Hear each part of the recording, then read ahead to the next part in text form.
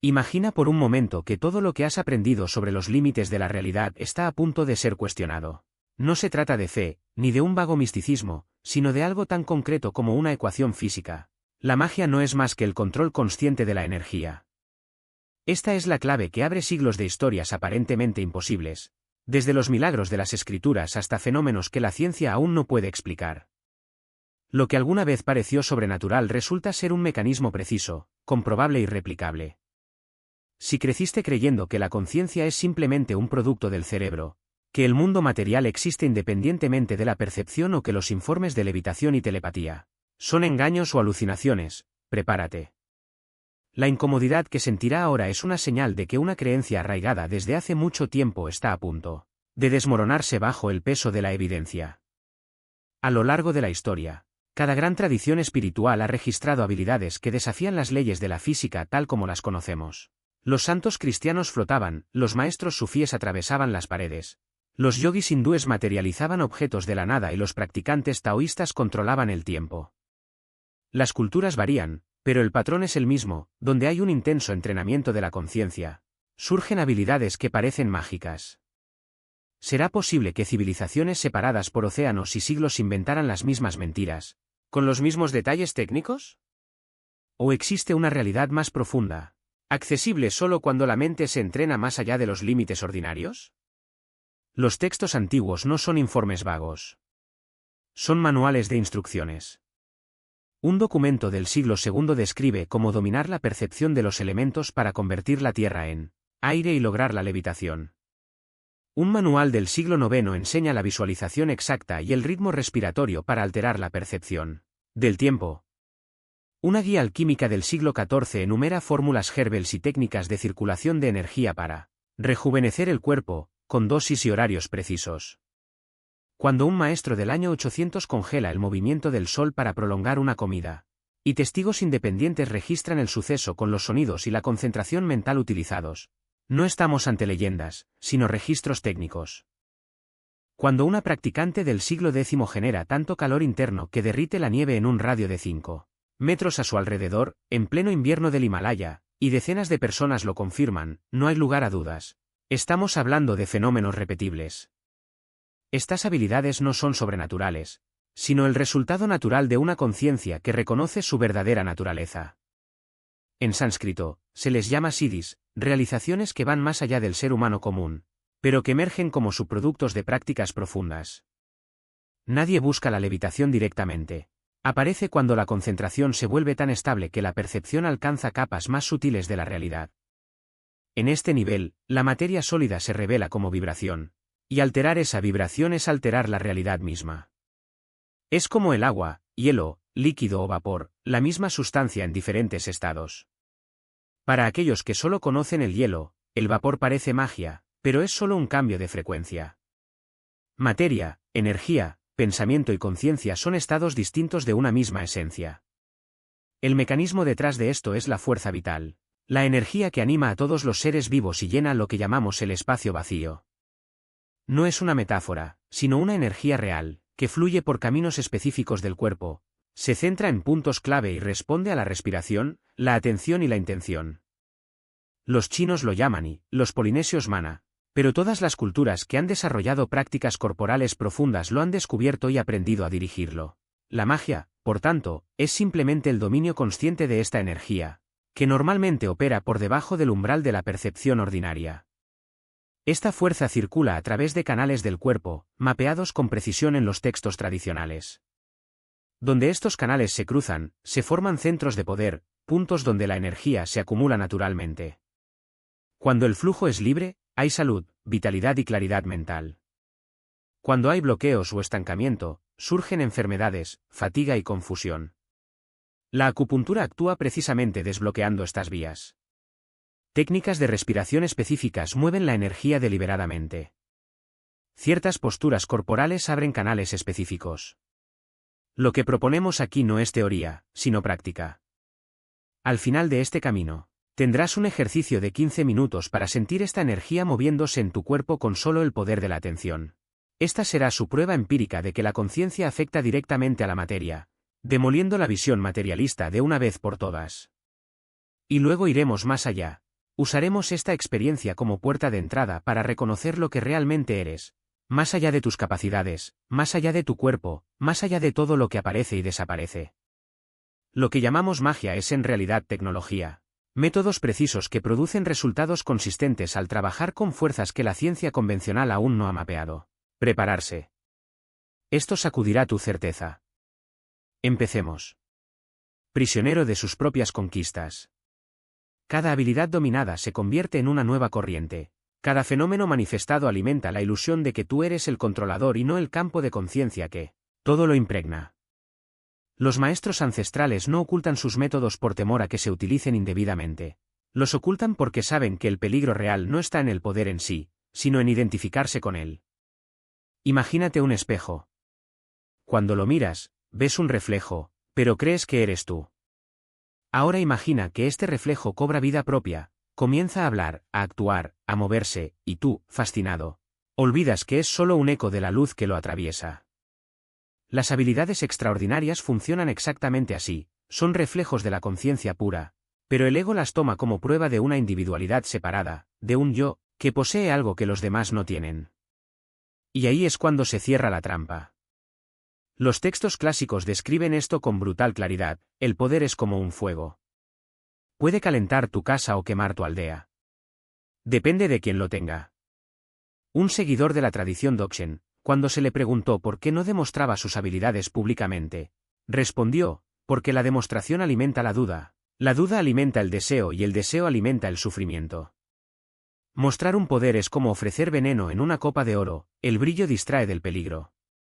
Otro maestro, del linaje Saiba, comparó las habilidades con las de un caballo salvaje: domarlo requiere fuerza, pero montarlo requiere sabiduría. Muchos caen porque confunden uno con otro. Y aquí está la paradoja. Las mismas prácticas que revelan tu naturaleza divina son las que más fácilmente te atrapan en la ilusión de ser humano. La meditación que disuelve el ego puede, en las manos equivocadas, convertirse en una herramienta para inflarlo. La respiración que canaliza la fuerza vital puede, si está mal dirigida, convertirse en una adicción al poder.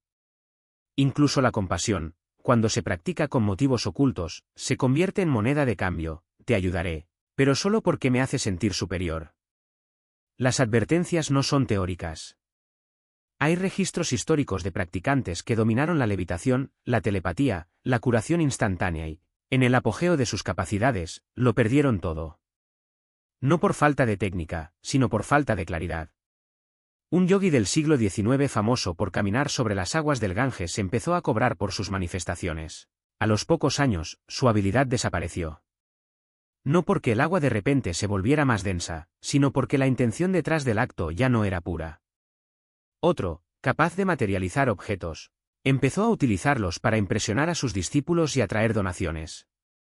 Sus fenómenos se volvieron cada vez más inestables, hasta que un día, frente a una multitud, no pasó nada. Los manuscritos que describen estos casos son implacables: el poder no abandona al practicante. El practicante abandona el poder cuando deja de ser un canal y se convierte en propietario. Entonces, ¿por qué enseñarlo?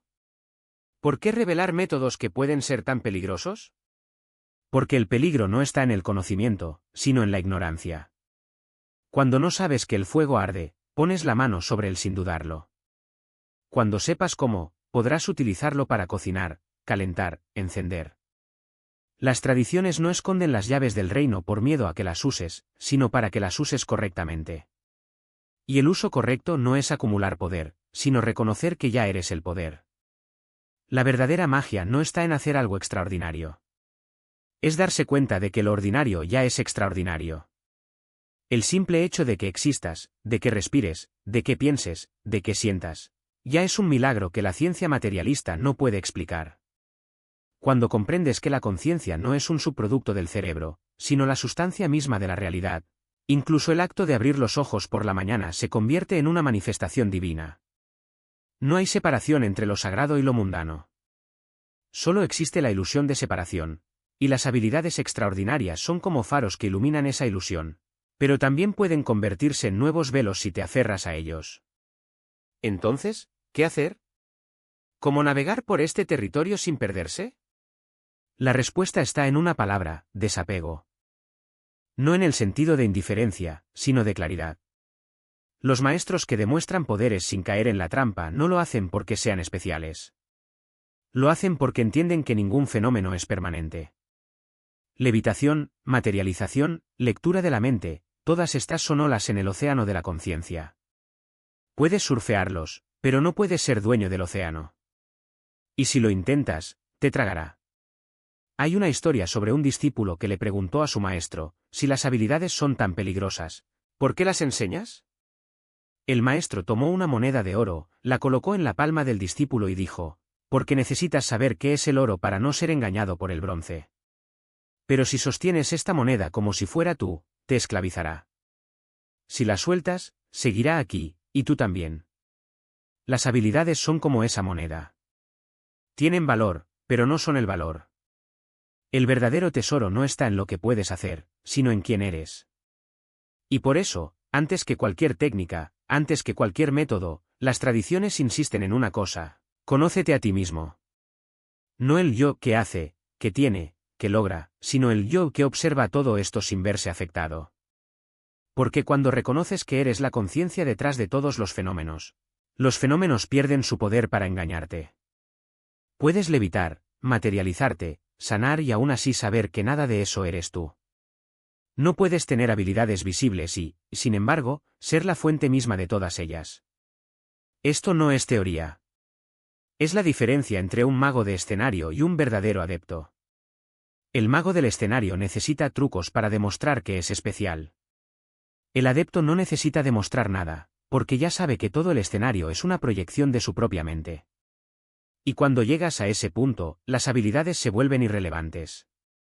Porque ya tienes el único poder que realmente importa, el poder de ser. La red energética que sostiene el cuerpo. Un toque en otro punto, y la persona sentiría un dolor punzante en la rodilla, sin ninguna lesión física, solo la manipulación directa del flujo vital. No necesitaba agujas, hierbas ni rituales elaborados.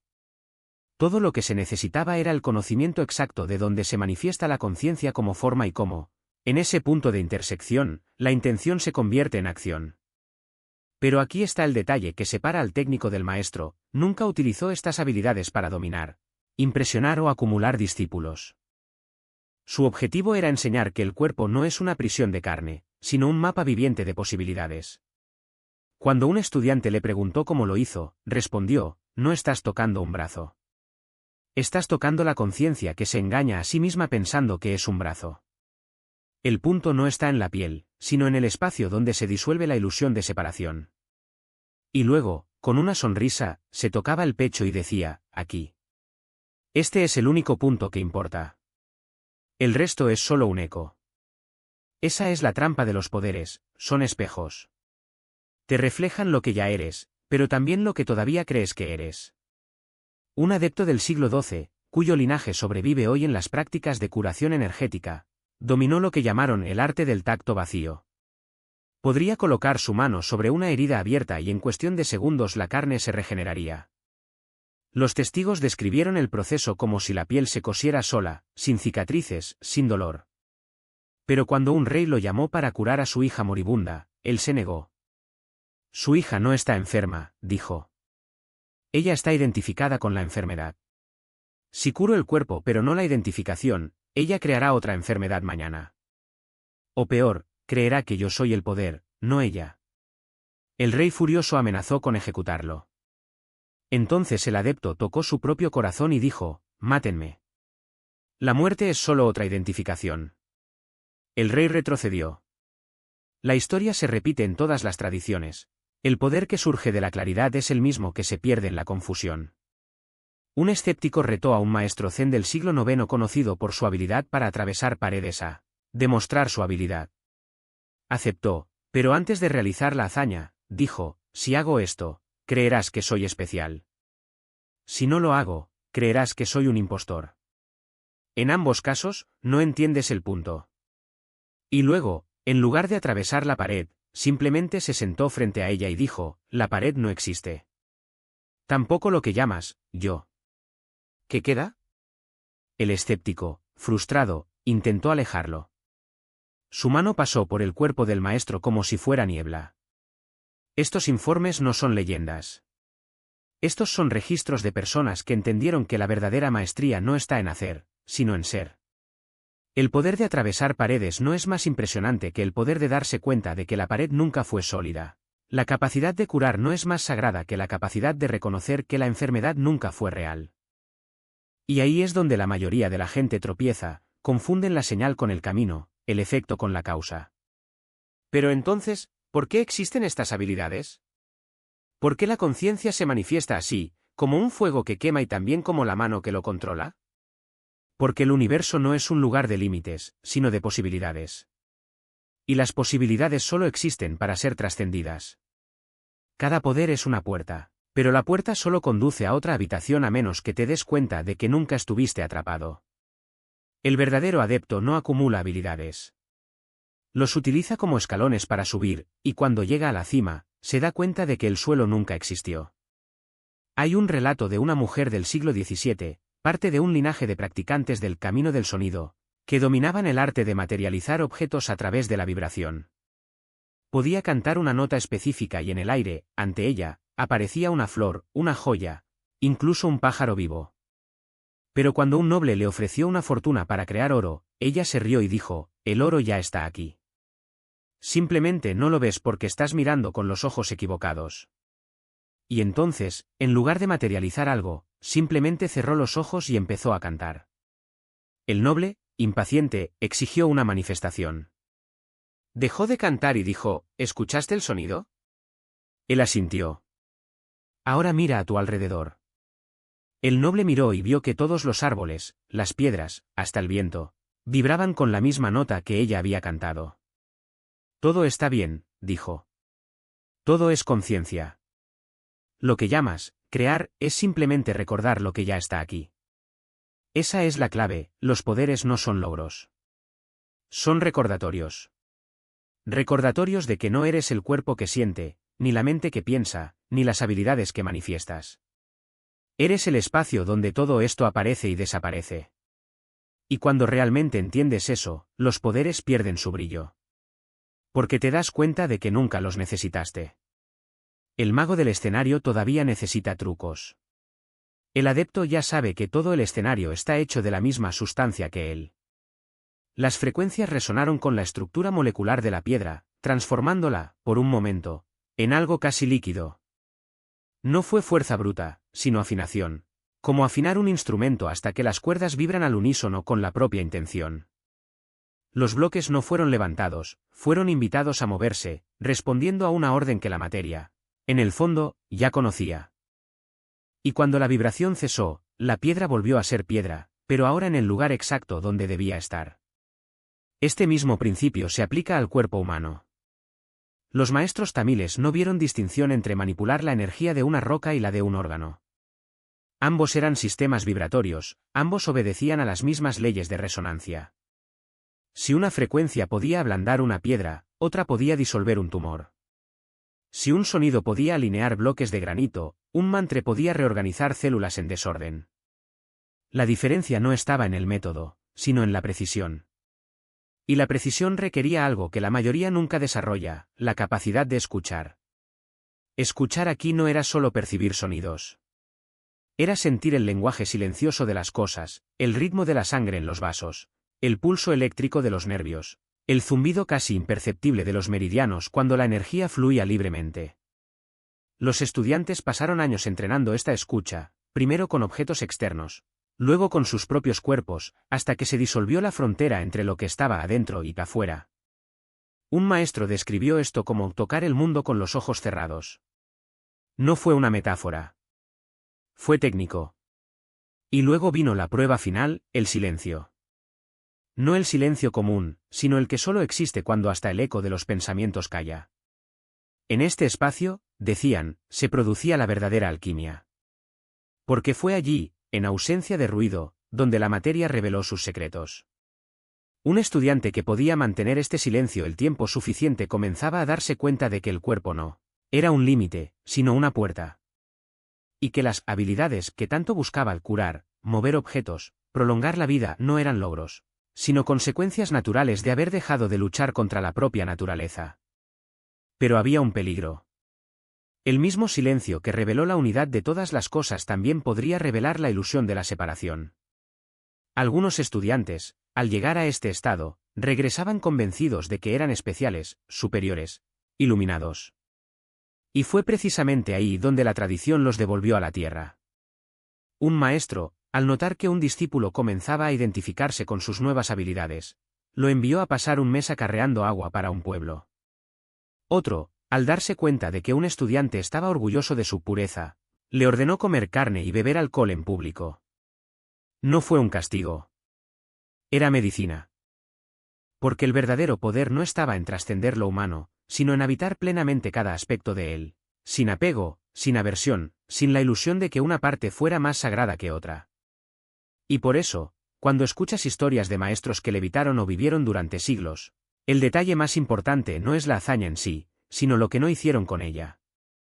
No usaron sus poderes para dominar. No se aislaron en torres de marfil. No transformaron lo extraordinario en espectáculo. Simplemente vivían, comían, dormían, reían y a veces incluso enfermaban, como cualquier otra persona. La diferencia era que, para ellos, cada acto, por mundano que fuera, era una práctica. Cada respiración, un mantra. Cada comida, un ritual de alquimia interna. Esto no significa que debas buscar la inmortalidad o mover piedras con la mente. Significa que el verdadero trabajo no consiste en adquirir algo nuevo, sino en reconocer lo que ya está aquí. El cuerpo que habitas es un templo más antiguo que cualquier piedra tallada. El aire que respiras es el mismo aire que alimentó los pulmones de los maestros que desafiaron el tiempo. Y la conciencia que observa todo esto es la verdadera magia.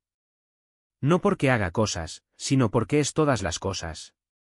Entonces, si has llegado hasta aquí, pregúntate, ¿qué estás buscando realmente? ¿Un poder que puedes llamar tuyo? ¿O la libertad de darte cuenta de que nunca necesitaste uno?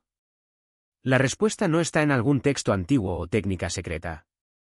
Está en la forma en que te relacionas con este momento.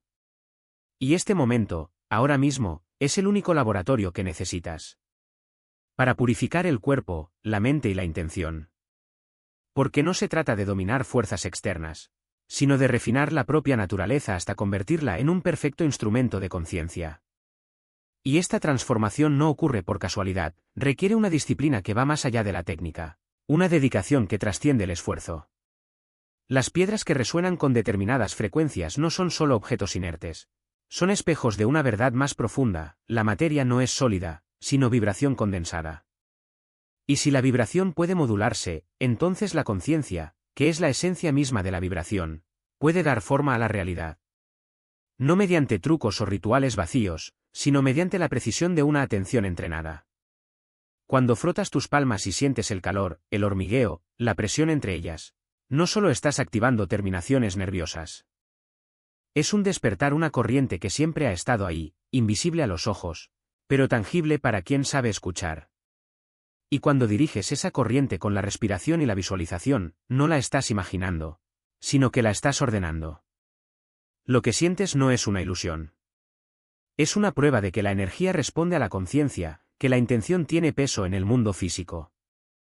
Y si eso es posible en 15 minutos, imagina lo que es posible en 15 años. Imaginemos un cuerpo que ya no está limitado por la carne, sino un campo de fuerza vivo, capaz de sanar, proteger, trascender. Imagine una mente que no se pierde en pensamientos, sino que los observa como nubes que pasan en el cielo y luego los disuelve. Imagina una presencia que no se ve afectada por el tiempo, porque ya es todo lo que fue, es y será. Las habilidades más pequeñas, leer intenciones, anticipar eventos, sentir la energía de un entorno, son solo el comienzo. Surgen cuando la práctica alcanza cierta profundidad, como flores que brotan en un suelo preparado durante años. Pero las grandes habilidades, esos no son logros. Estas son consecuencias. Surgen cuando el practicante deja de ser un individuo y se convierte en un canal puro de conciencia. Cuando el cuerpo es tan ligero que la gravedad ya no lo sujeta. Cuando la mente está tan clara que el pasado y el futuro se revelan como páginas de un libro abierto. Cuando la voluntad es tan fuerte que hasta la muerte se inclina ante ella. Pero aquí está el secreto que pocos entienden: estas habilidades no son el objetivo. Son solo señales de que se está haciendo el verdadero trabajo. Porque el verdadero trabajo no es acumular poderes, sino disolver la ilusión de que los necesitas. El verdadero trabajo es reconocer que la conciencia que percibe la energía entre tus manos es la misma que percibe el universo entero. Y cuando esta conciencia se reconoce a sí misma como la fuente de todo, las habilidades ya no son necesarias. Se vuelven tan naturales como respirar. Así que si quieres saber si esto es real, no le preguntes a nadie. Pruébalo. Sentir. Y cuando la energía responda, cuando la atención moldee la sensación, cuando la visualización se convierta en realidad tangible, ya no necesitarás pruebas. Porque la verdad no está en los libros, ni en los maestros, ni en las tradiciones. Ella está en el silencio entre sus pensamientos. Y ese silencio es el único laboratorio que has tenido. La misma conciencia. Y aquí es donde se revela la verdadera libertad. No en ganar poderes, sino en disolver la ilusión de que los necesitábamos. Cada habilidad que surge es solo una señal, un reflejo fugaz de quienes ya somos, como el sol brillando en la superficie de un lago. El lago no se convierte en sol al reflejar su luz. Él ya es parte del mismo cielo. Los informes de los practicantes que perdieron el rumbo no son advertencias contra el desarrollo de habilidades, sino contra la identificación con ellas. Cuando crees que eres el poder, cuando confundes la ola con el océano, toda la estructura se derrumba. Porque el poder no es tuyo, es un movimiento de la conciencia, así como el viento no pertenece a la hoja que hace bailar. La hoja simplemente se deja llevar. Y cuando te sueltas, cuando dejas de intentar controlar el viento, descubres que nunca estuviste separado de él. Esto no es filosofía. Es una mecánica espiritual. La energía responde a tu intención, pero la intención solo fluye sin obstáculos cuando no hay un pequeño yo, tratando de dirigirla. Cuando operas desde la separación, la energía se vuelve densa, pesada y difícil de mover. Cuando opera desde la no separación, se vuelve fluido, instantáneo, como si el universo mismo conspirara a su favor. No porque lo merezcas, sino porque eres el universo. Y es por eso que las tradiciones más antiguas no hablan de desarrollar poderes, sino de reconocer lo que ya está aquí. Siddhi no es un logro, es un recordatorio. Un recordatorio de que la realidad no es tan sólida como parece, que las leyes que dabas por sentadas son solo hábitos de percepción. Cuando te frotas las manos y sientes la energía entre ellas, no estás creando nada. Simplemente está notando lo que siempre estuvo ahí, como un ciego que recupera la vista y descubre que el mundo era colorido antes de que él siquiera supiera qué era el color. Pero hay un detalle crucial, esta percepción no es un estado permanente. Viene y va, como el sol detrás de las nubes. Y ahí es donde la mayoría de la gente se pierde. Porque cuando desaparece la conciencia, surge el miedo. ¿Qué pasa si pierdo esto para siempre? ¿Qué pasa si nunca vuelvo a sentir esa conexión? Y entonces comienza la lucha, el intento desesperado de recrear la experiencia, de controlar lo incontrolable. Pero la lucha es lo que quita la percepción. Porque la lucha nace de la creencia de que necesitas eso, de que estás separado de eso. Y esta creencia es la misma nube que oculta el sol. Lo que enseñan las tradiciones no es cómo aferrarse a la percepción, sino cómo no aferrarse a ella cuando llega. Cómo dejarlo pasar sin resistencia, sabiendo que no es tuyo, sino un atisbo de lo que siempre has sido. Y cuando regresa, porque siempre regresa, la recibes como a una vieja amiga, sin exigencias, sin expectativas. Solo presencia. Solo sé. Y es en este punto cuando las habilidades dejan de ser un fin y se convierten en un espejo. Un espejo que refleja no lo que puedes hacer, sino lo que eres. Cuando los miras de esa manera, pierden su poder de seducir. Porque ves que no son diferentes de cualquier otra experiencia, una sensación, un pensamiento, una emoción, todas ellas surgen y desaparecen en la misma conciencia vacía. Y esta conciencia no se ve afectada por ninguno de ellos. Es el espacio donde todo sucede, pero donde nada lo toca. Entonces, si has llegado hasta aquí, si algo de esto resuena, solo queda una pregunta por hacer. ¿Qué queda cuando te quitas todo lo que no eres tú? No las habilidades. No las experiencias. No los pensamientos. No las sensaciones. Ni siquiera la conciencia que los percibe. Porque la conciencia también es un objeto, algo que aparece y desaparece. Lo que queda es lo que nunca fue creado, nunca destruido, nunca afectado por nada. Es lo que siempre has sido, antes de cualquier historia, antes de cualquier identidad, antes de que existiera el universo. Y eso no es algo que puedas lograr. Porque ya lo eres. Lo único que te impide reconocerlo es la creencia de que necesitas buscarlo. Pero la búsqueda es la que mantiene la ilusión de separación. Entonces, ¿qué hacer? Nada. Absolutamente nada. Porque en el momento en que dejas de intentarlo, en el momento en que te relajas en lo que ya es, la ilusión se disuelve por sí sola. Como un sueño que termina cuando despiertas. Y cuando eso sucede, las habilidades, si todavía están presentes, ya no son algo que tienes. Son solo movimientos naturales de la vida, como respirar o parpadear. No te definen. No lo hacen especial. No lo hacen ni mejor ni peor. Son exactamente lo que son, fenómenos pasajeros en el espejo de la conciencia. Así que si quieres saber si esto es real, no preguntes. No leas más libros. No busques más maestros. Solo detente. Deja de mirar. Deja de intentarlo. Y mira. Mira lo que sucede cuando no haces nada. Cuando no hay nadie más intentando ser algo. Cuando ya no hay un pequeño yo intentando controlar la experiencia. Porque la verdad no está en lo que puedes hacer. Está en lo que ya eres. Y esto no es algo que te puedas perder. Ni siquiera si quieres. La misma conciencia. Eso es lo que la magia revela cuando la sigues hasta el final, no es que puedas volar, leer la mente o materializar oro, aunque esas cosas pueden suceder. Lo que prueba es que eres la conciencia en la que surgen todos los fenómenos. La conciencia no es producida por el cuerpo, ella se expresa a través de él.